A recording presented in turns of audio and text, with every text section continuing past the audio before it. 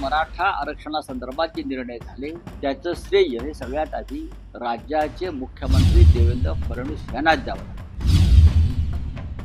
महाराष्ट्र राज्यामध्ये अवघड प्रसंग निर्माण झाला होता, पेच प्रसंग निर्माण झाला होता. त्यातून मार्ग निघेल की नाही अशा शंका उपस्थित झाल्या होत्या. पण मुंबई उच्च न्यायालय आणि राज्याचे मुख्यमंत्री यांनी एकत्रित येऊन हा तिढा सोडवला. श्रेयवादाच्या राजकारणाचा प्रश्नच येत नाही. महाराष्ट्राचं सरकार किंवा कोणत्या राज्याचं सरकार हे मुख्यमंत्र्यांच्या नावानं आणि सही शिक्क्यानंच चालतं. त्याच्यामुळे मराठा आरक्षणासंदर्भात जे निर्णय झाले त्याचं श्रेय हे सगळ्यात आधी राज्याचे मुख्यमंत्री देवेंद्र फडणवीस यांनाच द्यावं लागेल.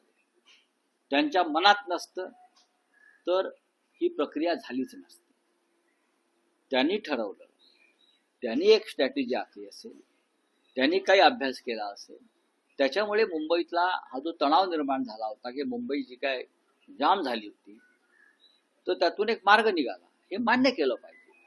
जरी आम्ही विरोधी पक्षात असलो आणि आम्ही सरकारचे टीकाकार असलो तरी अत्यंत एक महाराष्ट्र राज्यामध्ये अवघड प्रसंग निर्माण झाला होता, पेच प्रसंग निर्माण झाला होता.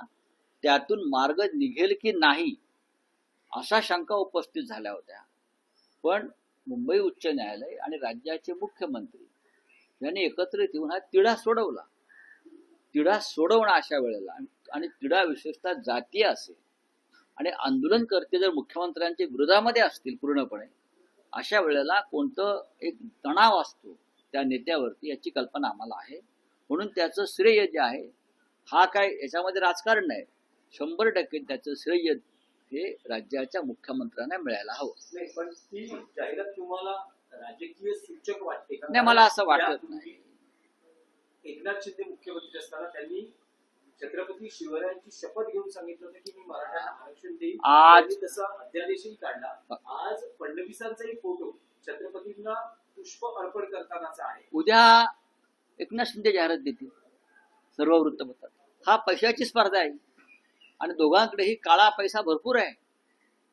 दोघांकडे ब्लॅक मनी आहेत खूप प्रचंड.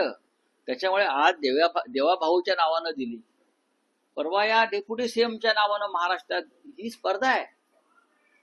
ही काळ्या पैशाची स्पर्धा महाराष्ट्रामध्ये सुरू आहे. ब्लॅक मनी लुटलेल्या पैशातून या जाहिरातबाजी सुरू असतील तर तुम्ही त्याला कसं काय रोखता? रावसाहेब, आणखी एक विषय होता की छगन भुजबळ यांची अजूनही नाराजी कमी होताना दिसत नाहीये. भले मुख्यमंत्र्यांनी म्हटलं असलं की आम्ही त्यांची नाराजी दूर करू, पण छगन भुजबळ हे मराठा आरक्षणाच्या GR वर कोर्टात जाण्याच्या तयारीत जाऊ द्या ना कोर्टात, त्यांचा प्रश्न आहे. एक लक्षात घ्या की ओबीसी असतील, मराठा असतील, धनगर असतील, हे सगळे शेवटी मराठी बांधव आहेत, या महाराष्ट्राचे नागरिक आहेत. आम्ही त्यांच्याकडे समस्त मराठी माणूस म्हणून पाहतो आणि प्रत्येकाचा प्रश्न सोडवण्यासाठी प्रत्येकानं आपापल्या पद्धतीनं लढाई लढली पाहिजे. पण आम्ही शिवसेना प्रमुख बाळासाहेब ठाकरे यांच्या विचारानं चालणारी माणसं आहोत.